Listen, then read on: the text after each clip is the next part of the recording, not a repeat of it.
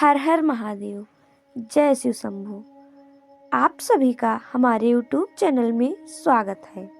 आज हम आपको भोलेनाथ का एक रोचक कथा सुनाएंगे। भगवान भोलेनाथ को भी मिला था श्राप। इस श्राप के वजह से भोलेनाथ ने भगवान गणेश का काटा था सिर। पौराणिक कथा के अनुसार देवी पार्वती जब किसी कार्य के लिए एकांत चाहती थी तो कैलाश में उपस्थित भगवान शिव के सेवकों को द्वार पर खड़े करके किसी को अंदर न आने देने का निर्देश देती थी, लेकिन वह सेवक अपने प्रभु भगवान शिव को नहीं रोकते थे। इस प्रकार अपनी आज्ञा की अवहेलना देखकर देवी पार्वती ने मिट्टी से एक द्वारपाल बनाया जो केवल उनके निर्दोषों का पालन करे, लेकिन देवी पार्वती के ममतामयी हृदय के कारण वह द्वारपाल एक शिशु जैसा प्रतीत होता था। इसलिए देवी पार्वती ने उस शिशु का नाम विनायक रखकर उसे अपना पुत्र मान लिया था।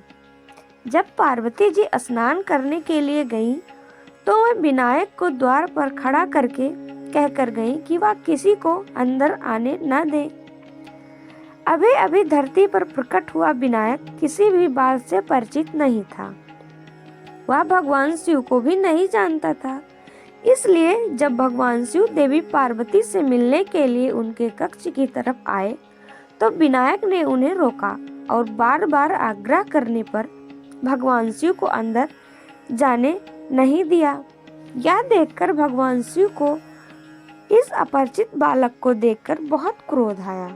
उन्होंने बालक की हठ धार्मिकता के कारण अपना त्रिशूल चलाकर उस बालक का मस्तक काट दिया।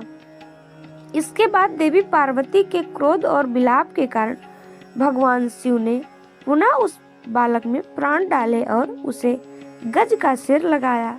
इस कहानी को ज्यादातर लोग जानते हैं, लेकिन क्या आप जानते हैं कि भगवान शिव को एक महान ऋषि ने श्राप दिया था, जिस कारण श्राप के प्रभाव ने समय को कुछ इस गति से आगे बढ़ाया कि एक दिन भगवान शिव को अपने स्वयं के पुत्र का सिर काट दिया।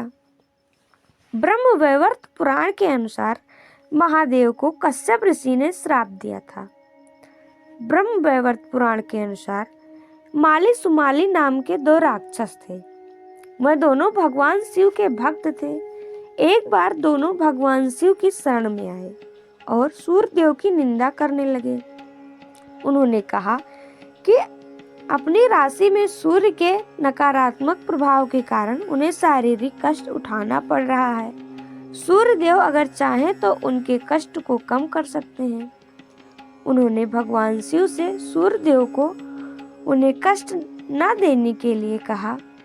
भगवान शिव सूर्यदेव को समझाने के लिए पहुंचे, लेकिन सूर्यदेव ने कहा कि माली और सुमाली शिव भक्त जरूर हैं, लेकिन वे क्रूर राक्षस हैं और उन्हें अपने कर्मों का दंड मिल रहा है।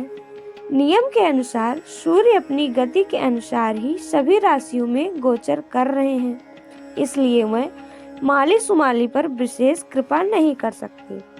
सूर्यदेव के शब्द अहंकार से भरे हुए थे। यह सुनकर भगवान शिव को बहुत क्रोध आया और उन्होंने सूर्यदेव पर त्रिशूल से प्रहार किया। त्रिशूल से प्रहार से सूर्यदेव का सिर कटकर गिर गया और उनके प्राण त्यागते ही धरती अंधकारमय हो गई। यह देखकर ब्रह्मा के पोते और सूर्यदेव के पिता कश्यप ऋषि बहुत दुखी हुए। अपने पुत्र का कटा सिर देखकर कश्यप ऋषि का दिल पीड़ा से इतना भर गया कि उन्होंने महादेव से कहा कि जिस तरह आज एक पिता होकर उन्होंने अपने पुत्र को ऐसी स्थिति में देखकर इतनी पीड़ा हो रही है, एक दिन महादेव को भी अपने पुत्र को इस स्थिति में देखने की पीड़ा उठानी होगी और पुत्र को पीड़ा देने के उत्तरदायी स्वयं महादेव ही होंगे। एक पिता की पीड़ा देखकर भगवान शिव भी बहुत व्याकुल हो उठे। तभी सभी देवताओं ने भगवान शिव से प्रार्थना की कि बिना सूर्य के पूरी धरती अंधकारमय हो जाएगी और पृथ्वी पर जीवन ही संभव नहीं हो पाएगा। यह सुनकर भगवान शिव ने सूर्य देव के शीतल पड़ चुके तेज को जीवित कर दिया। जब सूर्यदेव जीवित हुए तो उन्होंने अपनी भूल का पश्चाताप किया। अहंकार में आकर महादेव की अवहेलना की। उन्होंने महादेव से क्षमा मांगी और अपने पिता को पूरी बात समझाई। उन्होंने कहा कि महादेव को ऐसा श्राप नहीं देना चाहिए।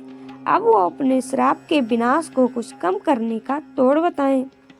यह कश्यप ऋषि ने कह दिया कि श्राप वापस तो नहीं लिया जा सकता, लेकिन महादेव ने सूर्यदेव को जीवित किया, उसी प्रकार वो अपने पुत्र को जीवित कर पाएंगे और अपने अलग स्वरूप की वजह से महादेव का पुत्र घर घर पूजा जाएगा।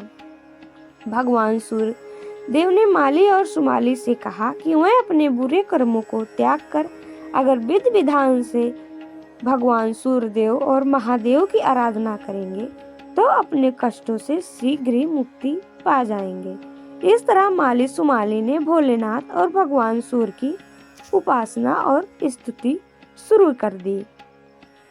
ये रही ब्रह्मवैवर्त पुराण की कथा। आप सभी को ये कथा कैसी लगी कमेंट बॉक्स में जरूर बताएं और हमारे चैनल को लाइक शेयर सब्सक्राइब जरूर करें। जय भोलेनाथ, हर हर महादेव।